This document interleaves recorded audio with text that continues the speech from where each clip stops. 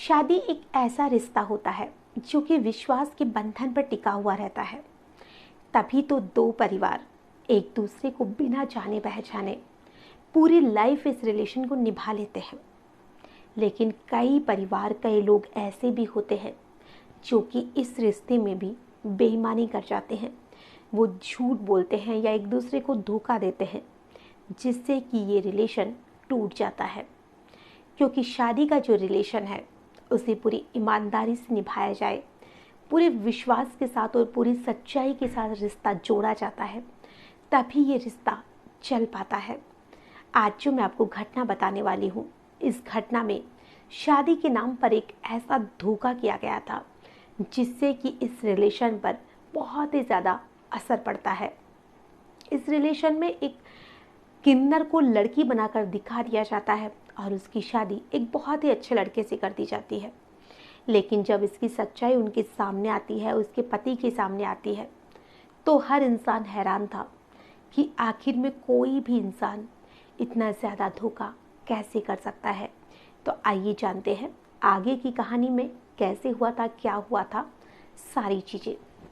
नमस्ते, नमस्कार, आदाब, सत श्री अकाल। मैं हूं नंदिनी यादव।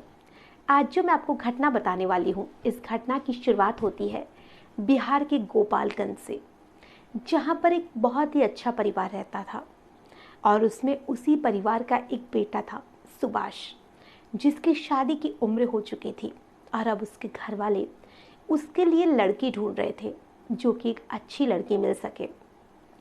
तो उनके लिए एक लड़की का रिलेशन आता है और जो बीच वाला यानी कि शादी कराने वाला होता है, वो उसे लड़की दिखाने के लिए कहता है।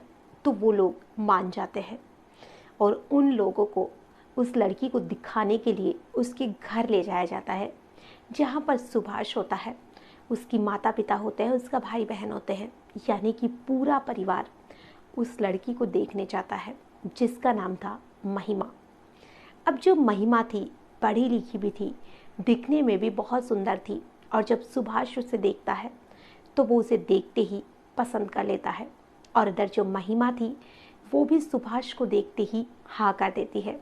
दोनों परिवार बहुत खुश थे क्योंकि उन्हें अच्छी लड़की मिल रही थी, तो उन्हें अच्छा लड़का मिल रहा था और दोनों के परिवार भी बहुत अच्छे थे। अब दोनों की जो शादी की तारीख थी वो पक्की हो जाती है और तय तारीख पे दोनों की शादी कर दी जाती है। अब जब शादी करके महिमा अपने ससुराल जाती है, तो जो शादी की पहली रात थी, उसी दिन उसके पति को पता चलता है कि जो महिमा है वो लड़की नहीं है, वो एक किन्नर है। अब वो समझ नहीं पा रहा था कि वो क्या करे, किसको बताए, क्या करे क्या नहीं करे। वो बहुत ज़्यादा परेशान हो जाता है और वो उसी समय बस यही सोचता है कि जैसे ही सुबह का सूरज निकलेगा वो सबको ये सच्चाई बता देगा। और जैसे ही सुबह होती है वो अपने पिताजी के पास जाता है और उन्हें जाके सारी सच्चाई बता देता है कि जिसे हम एक खूबसूरत लड़की समझ रहे थे, वो तो लड़की है ही नहीं, वो तो एक किन्नर है। और जब उसके घर वाले इस बात को सुनते हैं तो वो बहुत ज़्यादा गुस्सा होते हैं, बहुत ही ज़्यादा उन्हें अफसोस भी होता है, बहुत ही ज़्यादा बेइज्जती भी फील करते हैं कि आखिर में वो लोगों को अब क्या कहेंगे। उन्हें कुछ नहीं समझ आ रहा था। लेकिन वो सबसे पहले महिमा के घर जाते हैं और वहाँ पर जाकर उसके पिताजी कहते हैं कि आपने हमसे इतना बड़ा झूठ कैसे बोला। तो उसके पिताजी कहते हैं कि मैं तो खुद नहीं जानता कि महिमा किन्नर है। लेकिन जब उसकी माँ से पूछा जाता है तो वो कहती है कि मुझे पता था कि महिमा किन्नर है, लेकिन मैं क्या करती, कब तक इसे घर पर बिठाती, तो मुझे कहीं ना कहीं तो इसकी शादी करनी ही थी। अब जब ये बात सारी वो लोग पुलिस के पास लेकर जाते हैं, यानी कि सुभाष के घर वाले, तो जब पुलिस में जाके सारी कंप्लेन कराई जाती है कि इन लोगों ने धोखे से एक किन्नर की शादी लड़की बताकर कर दी। अब पुलिस वाले खुद इस चीज़ में सोच में पड़ जाते हैं कि कोई इतना बड़ा धोखा कैसे कर सकता है।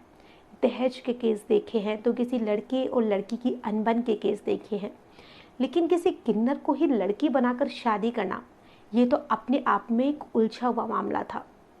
लेकिन जो पुलिस वाले हैं फिर भी केस दर्ज करते हैं और वो उन्हें यही आश्वासन दिलाते हैं कि इसमें जो भी दोषी होगा उसे सज़ा जरूर मिलेगी।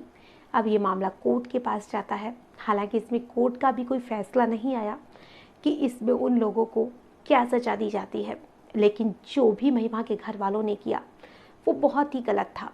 किसी के साथ ऐसा धोखा नहीं करना चाहिए, क्योंकि शादी का रिलेशन एक दिन का नहीं होता है, ये पूरी उम्र का रिलेशन होता है, जो कि धोखे से कभी भी नहीं चल सकता है। धोखा, झूठ, फरेब, ये चीज़ें शादी में कभी भी नहीं चलती है। आज की जो कहानी है, इसे सुनाने का हमारा उद्देश्य बस इतना सा है कि किसी के साथ कोई भी रिलेशन जोड़े, चाहे तो शादी का हो, दोस्ती का हो या जो भी हो, हर रिश्ते को झूठ के साथ कभी भी शुरू ना करें, क्योंकि झूठ से बनाया हुआ रिश्ता कभी भी नहीं चलता है। तो जो भी है, हर रिलेशन पूरी ईमानदारी से बनाए, ईमानदारी से निभाए और सच के साथ शुरू करें। फिर देखिए आपका रिलेशन कितनी आसानी से निप जाएगा।